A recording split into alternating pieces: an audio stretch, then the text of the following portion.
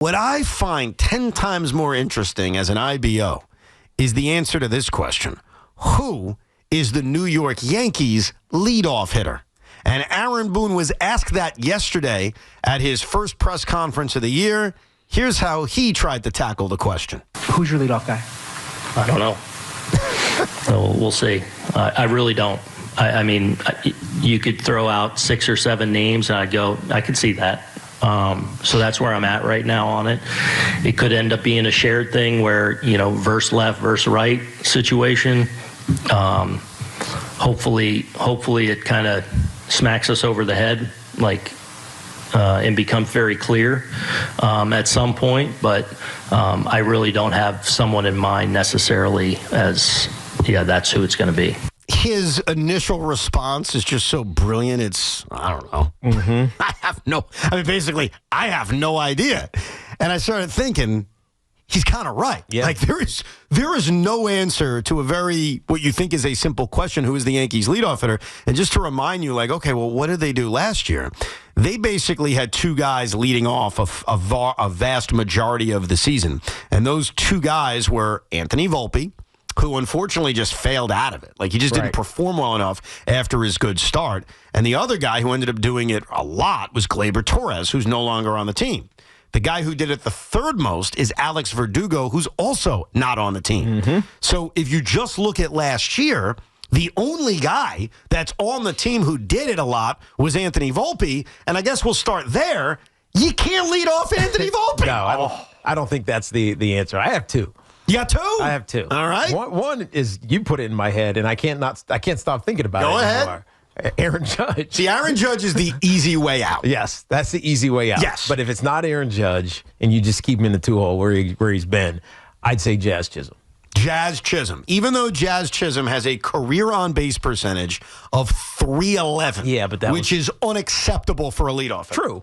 True. Okay. But I believe Jazz Chisholm where I see the occasion. Okay. That's just my belief. Even though Jazz Chisholm has a walk percentage, which is below the league average, and what that means is he doesn't walk a lot. So I'm just saying, that's your guy. Okay. What about you, Sean? It's Anthony Volpe.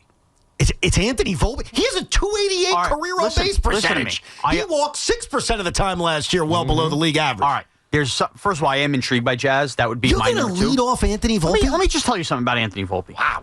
Remember, this is much like our conversation about if Russell Wilson comes to the Giants about pulling the plug. Right. Because I want to start the year with Anthony Volpe, if he continues to fail again a month, 6 weeks, I'll pull the plug and do something. But to me, we are now entering year 3 of Anthony Volpe. I thought the World Series and that Grand Slam had to be such a weight lifted off his shoulders. He's still a guy who I expect to swipe, 40 bags in his career in a season here. And I think ultimately I'm expecting another step forward for Anthony Volpe. And if you felt that way in year 2, that he had enough intangibles or tangibles to lead off, I don't know which one that would be, why would I not think in year 3, off of that year, he deserves another opportunity to grow? We're just assuming that's it. What Anthony Volpe was in 2 years, that's his career. Because here's why, and I trust me, I don't forget that in the beginning of the season, I was screaming and yelling that Volpe should lead off. I remember that. And then you wanted everybody to buy into basically a 30-game hit streak he was having during that. Because he was on that streak. Right. That existed. Back at the beginning of last year, he should have been given the opportunity to lead off. He did. He did have a long hit streak. And then once he was moved to the leadoff spot, whether it was the pressure of that, whether it was just him struggling, he did not perform.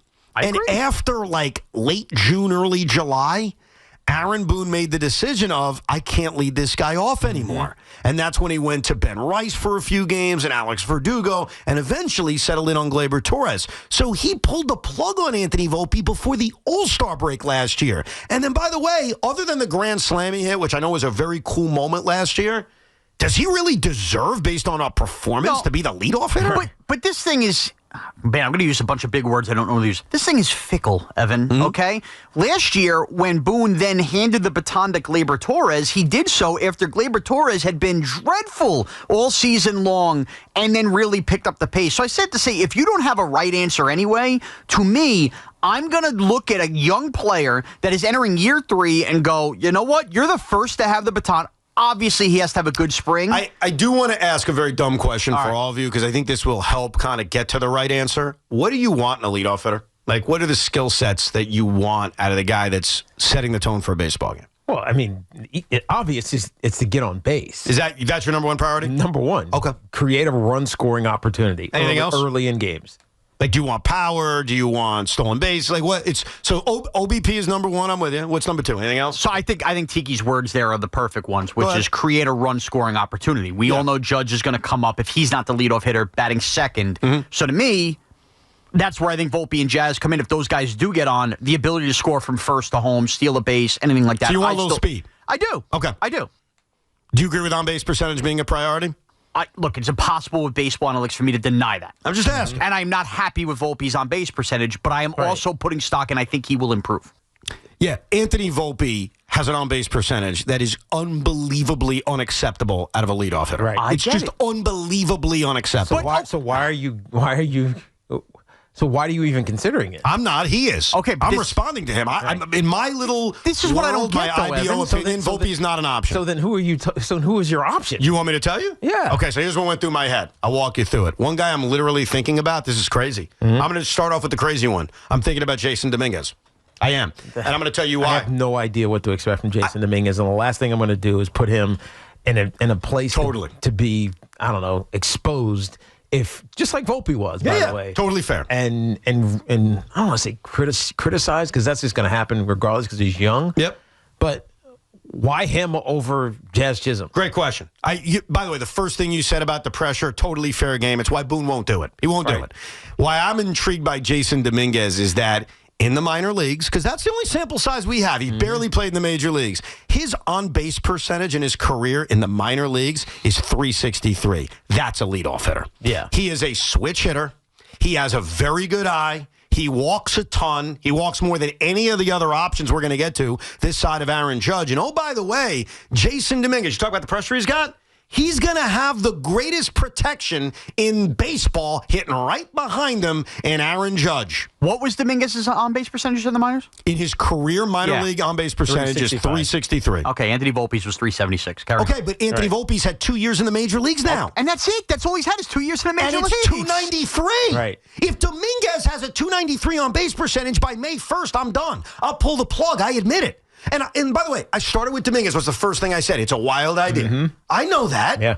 I'm not done. That was one of my first options. I wanted to throw it at Tiki, who's a very rational guy. I was getting him all the information. And I gave you the rational response with Boone is not going to put him in that position. But that other stuff didn't draw you in? He on base. He walks a lot. All that stuff. Maybe down the line. Okay. That's option number one. Option number two is Jazz Chisholm. You talked about him. He doesn't get on base enough or a lot. He doesn't walk enough. That's the problem. Well, but that's part of the issue. Like, if you're not hitting .350, unless you're hitting .350 and you don't walk, you're not getting on base. And I want guys on base ahead of Aaron Judge. Now, the appeal of Jazz Chisholm, to your point, is I like him having a little bit of pop. I also like the fact that he can run. And it's not just stealing bases. It's if you're on first base because you let off with a single. Gap or you score. Yes. Can you go first to third on a base hit? Can you score on a gap? 100%. I'm also thinking about Cody Bellinger. See, Cody Bellinger. Yeah. I'll tell you why. I'm not. Go ahead, but I can't see his athleticism in my head. Oh, he's a good athlete. I know he is, but I can't see it. Like, I can't see him running. Like, for whatever reason, it's not registering what kind of athlete he is. So the weird thing about Cody Bellinger is that 3, 4, 5 years ago, that guy walked 10% of the time. He was a walk-on-base guy. He'd also hit a lot of home runs. Even when he's fixed his career the last couple of years, he doesn't get on base nearly as much. So if I'm getting a Cody Bellinger from 3, 4 years ago, to me, it's a no. Honestly, I would say it's a no-brainer. Right. He'd be my leadoff hitter. But because last year his on-base percentage was exactly the same as Jazz Chisholm's, it was like 25. Yeah, which, by the way, is the best returning on base other than Aaron Judge for the New York Yankees. And that's not good. Of course, it's Let's not. just put that in perspective. 325 as an on-base percentage is garbage. Paul Goldschmidt's another guy I thought about very briefly, because he just doesn't have the athleticism or the speed. He used to be a high walk guy too, but he's coming off one of the worst years of his career. I'll tell you another guy I thought about very briefly. Don't say DJ. No, not an option. I wouldn't even include him. Giancarlo and the third baseman's I threw away. Oh, God. You ready for this? Go ahead. Austin Wells.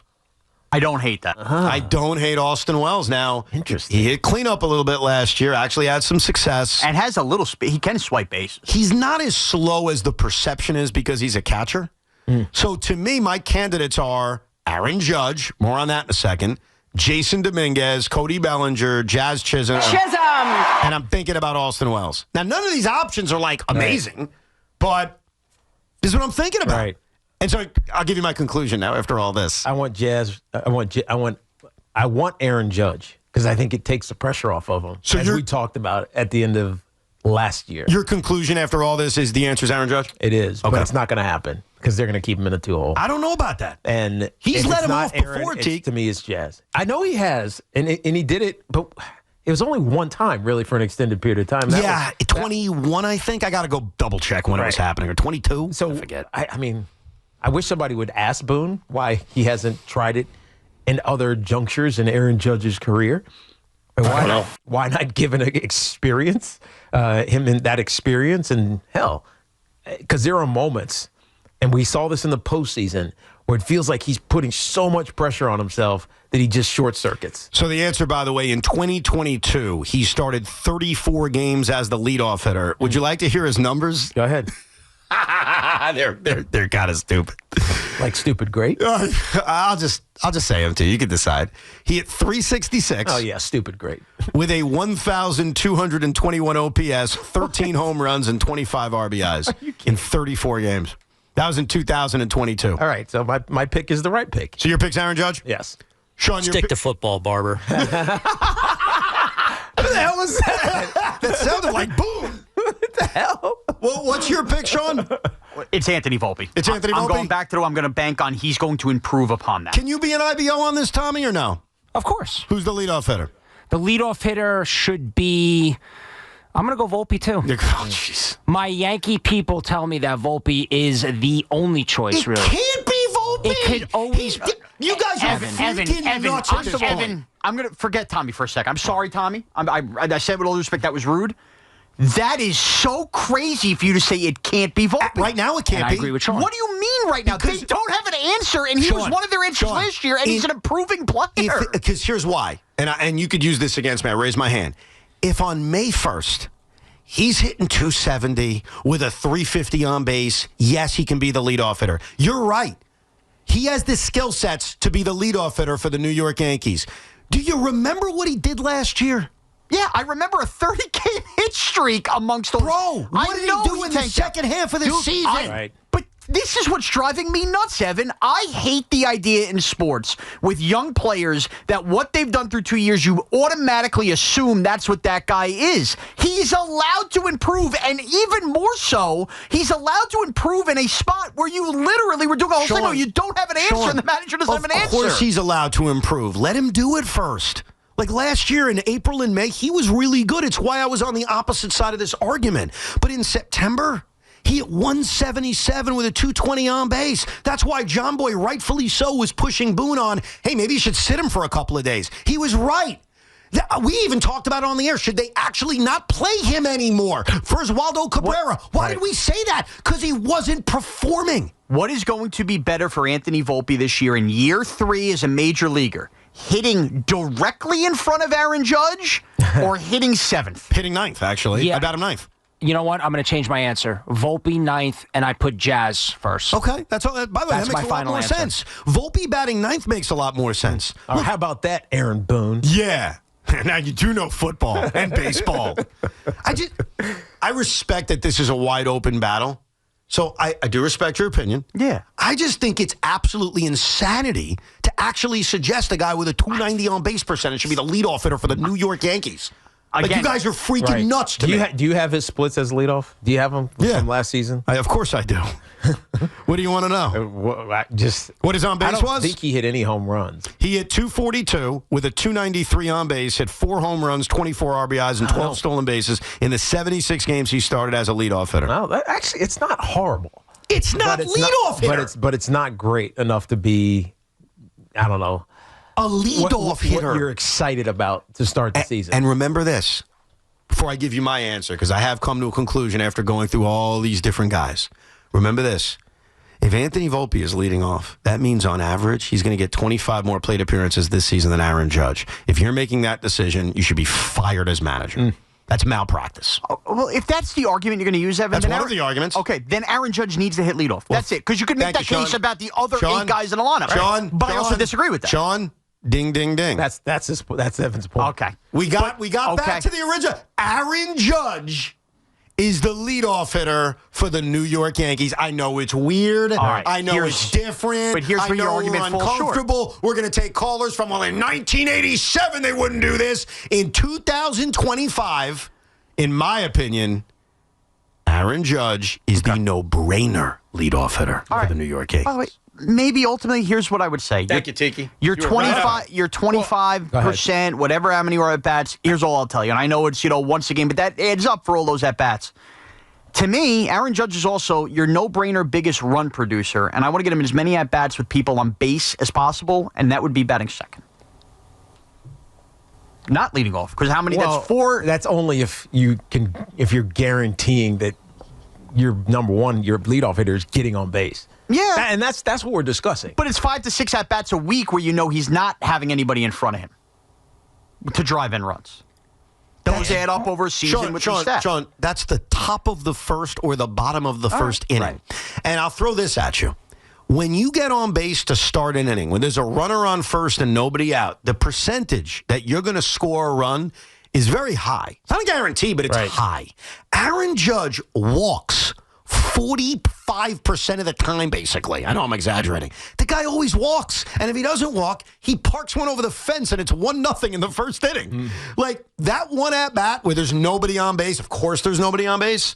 To me, the trade-off is, okay, he draws a walk. Right. Or he hits a solo home run. Still good stuff. Better than Anthony Volpe grounding out 70% of the time. So let's work in reverse, okay? You've screamed and yelled, and you don't like me putting Volpe leadoff. And by the way, Jazz would be my second option. Tiki had Jazz. I leadoff, okay? apologize for screaming and yelling. I'm passionate. I was No, just like by the way, passionate, you know? It's fun. Look, it's mid-February, good conversation to have. If it's not Volpe, I would go Jazz. Here's what I would say. In your plan, can we all agree on this? If Aaron Judge is hitting leadoff, we have enough of a sample size of Aaron Judge's numbers to know he's not going to fail hitting leadoff because he's going to put up Aaron Judge numbers. Yes. So to me, if he is successful there and Volpe or Jazz are putting up numbers midway through the year where you have indicated, well, if they prove that, then put him in leadoff, why would you then fix something that wasn't broken with Judge and move him out of leadoff? So to me, Volpe or Jazz will never get the opportunity, despite the stats they put up, to switch to leadoff because at that point, you're never switching what's working with Judge. I'll tell you why you're wrong, plus we'll get your calls next. 888-808-1019.